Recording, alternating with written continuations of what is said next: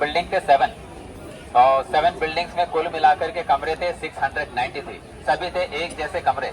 लेकिन इस बिल्डिंग का नीचे का 4 कमरा इसको अंग्रेजों ने अलग करके रखा था। इस कमरे को बोलते हैं तिरस्कृत कोठरी, कंटेम्प्ट सेल। फांसी पाने वाले कैदियों को रखने के लिए है वो कमरा, और उनको तब तक रखेंगे जब तक उनका डेट फिक्स नहीं होता। और जिस दिन फांसी का डेट फिक्स हो गया, पीछे प्लेटफॉर्म व्हाइट कलर का छोटा सा है, ओरिजिनल है।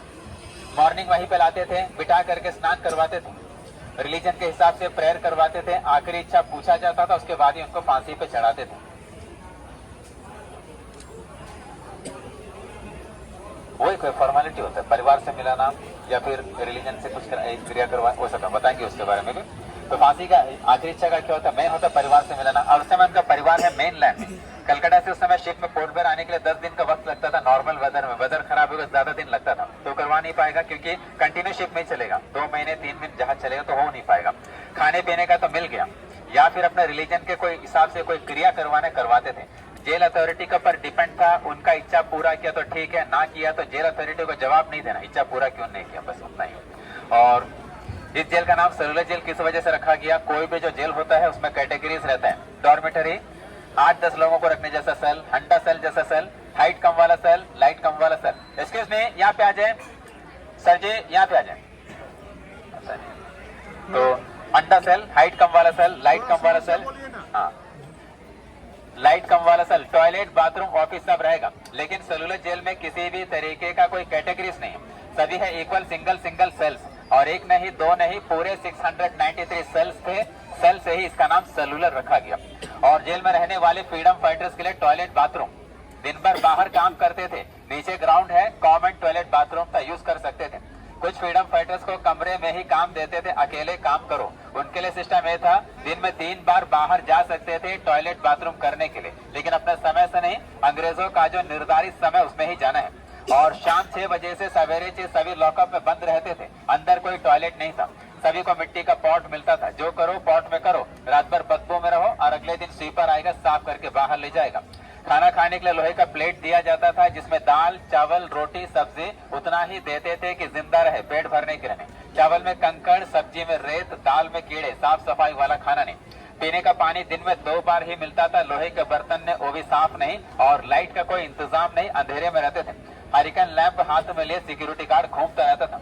सोने के लिए बेड मिलता था लकड़ी का, बेड का चौड़ाई इतना रहेगा, हाइट इतना होगा, लंबाई करीब 6.5 फीट। एक बेड, एक कंबल सभी को मिलता था। और इस जेल को अंग्रेजों ने बनाना स्टार्ट किया था 1893 और कंप्लीट किया था 1906। 1906 में जेल तैयार हुआ, 13 साल लगे थे इसे बनाने में। अंग्रेजों का प्लान था जेल बनाने का 3 साल, उनका एस्टिमेट था 5,17,352 रुपीज। लेकिन उस एस्टिमेट में ये जेल नहीं बना। इसलिए नहीं बना, ये बड़ा पहाड़ था, इसे काट करके मैदान बनाने में 3 साल लगे और कंस्ट्रक्शन करने के लिए 10 साल लगे थे। इस वजह से खर्च भी बढ़ गया। 7,83,994 रुपीज टोटल में खर्च हुए और 3 करोड़ ईंटें इस्तेमाल किया गया।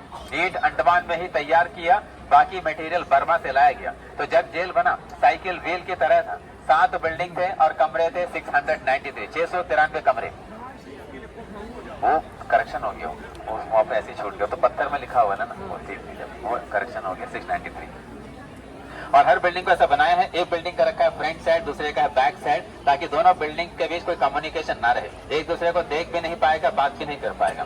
काम करने के लिए 7 में से 4 घंटे के आगे कारखाना, वहाँ पे क्रांतिकारी नारियल तेल, सरसों का तेल निकालते थे, आगे हम देखेंगे। और बीच में है सेंट्रल टावर। सेंट्रल टावर के टॉप पे रहता था सिंगल गार्ड, ऊपर से निगरानी करता था बाउंड्री वॉल। उनके अलावा 21 गार्ड दिन रात पहरा देते थे, हर फ्लोर पे गार्ड रहता था। तो पहला कमरा सिक्योरिटी गार्ड का, उनका दरवाजा है बड़ा, फ्रीडम फाइटर का दरवाजा है छोटा, और दरवाजे का जो लॉक है दरवाजे के लेफ्ट साइड में काफी दूर में है, हाथ में चाबी मिलेगा तो भी ताला जो है खोल ना पाएगा। और दरवाजे के राइट साइड एक छोटा सा डोर बना है खाना देने के लिए।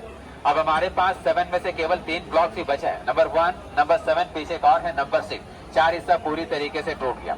1941 अंडमान में बड़ा भूकंप आया था, उस भूकंप में मेन हिस्सा टूट गया, वाच टावर का ऊपरी हिस्सा। उसके बाद 1942 से 45 सेकेंड वर्ल्ड वॉर में अंडमान में जापानियों का कब्जा हो गया 3.5 साल। द्वीपों की सुरक्षा के लिए जापानियों ने काफी सारे बंकर्स बनाए थे, और उस बंकर्स को बनाने के लिए जेल का जो टूटा हुआ बिल्डिंग है उसमें से काफी ईंट निकाल लिया। फिर आजादी के काफी साल के बाद 1964 जेल का जो हिस्सा रहने लायक नहीं रहा था, खराब हो गया, उसे हटा करके वहां पे हॉस्पिटल बना दिया। छोटा हॉस्पिटल था, वो बनते बनते आज अंडमान का सबसे बड़ा हॉस्पिटल बन गया। उस हॉस्पिटल का नाम रखा गया गोविंद बल्लभ पंत, जो यूपी के पहले चीफ मिनिस्टर थे, उनके नाम पर रखा गया।